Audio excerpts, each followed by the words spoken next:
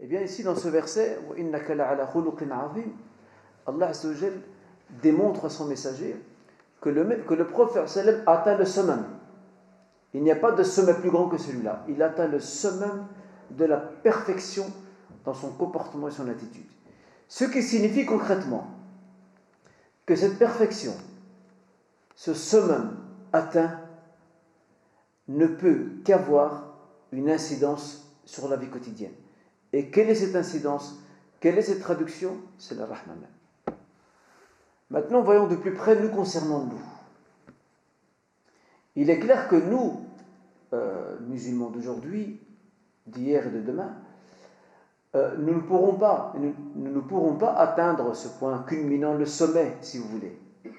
On peut s'en rapprocher, certainement. Mais atteindre la perfection, jamais on l'aura. Pourquoi? Parce que la perfection est réservée uniquement aux élus de Dieu, les prophètes et messagers. Mais, c'est un cheminement de toute une vie. C'est un cheminement de toute une vie. Et regardez, subhanallah, comment le prophète met le doigt sur ce cheminement. Qu'est-ce qu'il dit? Il dit Afdalu, ou plutôt Akmalul mu'minina imana, Ahasinum akhlaqa.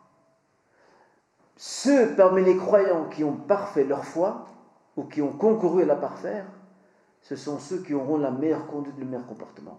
Donc cela signifie quoi exactement?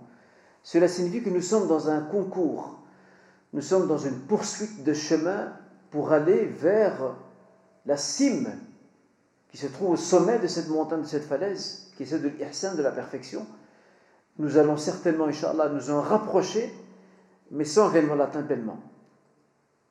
Parce que l'atteindre pleinement, atteindre le niveau prophétique, n'est pas chose possible. Vous voyez, donc ça, il faut bien garder en tête. Ce propos n'est pas pour nous décourager, mais tout simplement, Allah Azza wa Jal met à notre disposition les moyens nécessaires pour atteindre des objectifs qui sont à notre niveau, à nous, aujourd'hui. Et c'est ça qu'il faut comprendre.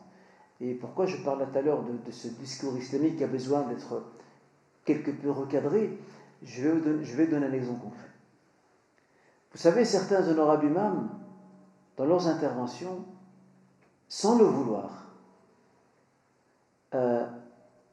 leurs propos aboutissent à semer, d'une manière inconsciente, la graine du désarroi dans le cœur de beaucoup de gens.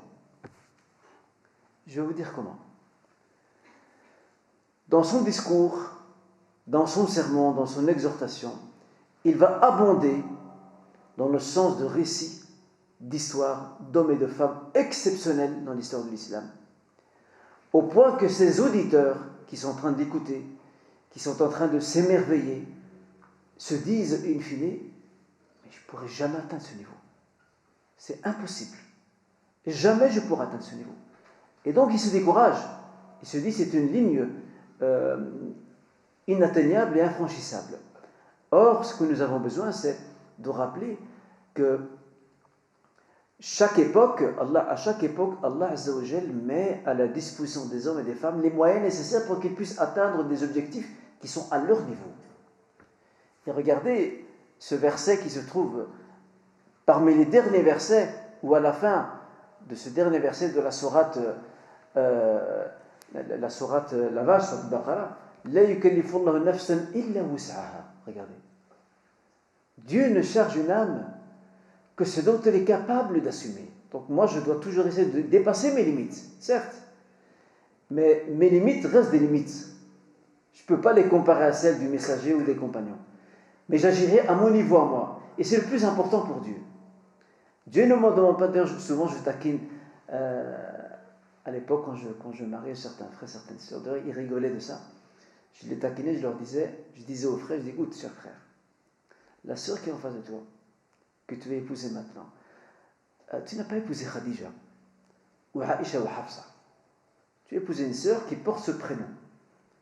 Je m'adresse à la sœur, le frère ça le fait rire. Je m'adresse à la sœur pareil. Je fais, chère sœur, vous n'avez pas épousé un Abu Bakr ou un Omar ou un Uthman ou un Ali en face de vous. Vous avez épousé un frère qui s'appelle Mohammed par exemple. D'accord? Donc c'est un frère il est le produit de son temps, de sa famille, de sa société, de son environnement. Il a bien entendu des efforts à faire, tout comme vous-même, chère sœur. Et il y a cette notion de relativité qui est très importante. Et c'est un peu sur cette fibre-là que nous allons jouer durant toute notre intervention, Inch'Allah, c'est de mettre en place un curseur qui soit à notre niveau à nous. Vous comprenez ce que je suis en train de dire là maintenant? À notre niveau. Ça ne veut pas dire que je dois être minimaliste. Ah d'accord, vous êtes à notre niveau, donc je fais le minimum. Non, je fais le maximum. Mais je sais que je n'arriverai jamais au niveau prophétique, au niveau de certains compagnons. Mais ce n'est pas important. Ce n'est pas important en soi. Parce qu'eux, ils ont eu le privilège de côtoyer le meilleur des hommes. Nous avons un autre privilège. C'est que nous avons cru en lui sans le voir. Et c'est pour ça que le message, regardez cette notion de relativité, comment le prophète l'enseigne. Déjà à cette époque-là, à ses compagnons. Qu'est-ce qu'il leur dit? Un jour, il marchait avec certains de ses compagnons, il leur dit, soudainement, il leur dit, si seulement je pouvais voir, écoutez bien, si seulement je pouvais voir mes frères. Alors les compagnons qui sont autour de lui disent, mais on est tes frères. Il dit, non, vous êtes mes compagnons. Antum ashabi, vous êtes mes compagnons. Il dit, mes frères sont ceux qui viendront après moi, qui vont croire en moi sans m'avoir vu. Et ils auront la récompense de 50. Alors bien sûr, les compagnons étonnés, ils se regardent et lui demandent, mais 50 de qui? Ils auront la récompense de 50 parmi vous. Est-ce que ce n'est pas impressionnant ça? C'est-à-dire que nous aujourd'hui, même si les compagnons, hommes et femmes, ont atteint un tel niveau sublime de piété, de foi, de véridicité, etc., nous aujourd'hui, au XXIe siècle, et les générations à venir et celles qui nous ont précédés, on aura l'équivalent de la récompense de 50 compagnons. Parce qu'eux ont rencontré le prophète, ils ont vu les miracles sous leurs yeux. Nous, on ne l'a jamais vu. Nous, on a cru en son message. On a eu foi en sa mission. Vous voyez? Regardez comment le prophète a réussi avec subtilité à mettre en place cette relativité. Et c'est ça qu'on doit garder à l'esprit aujourd'hui encore dans tout ce que nous faisons. Ok?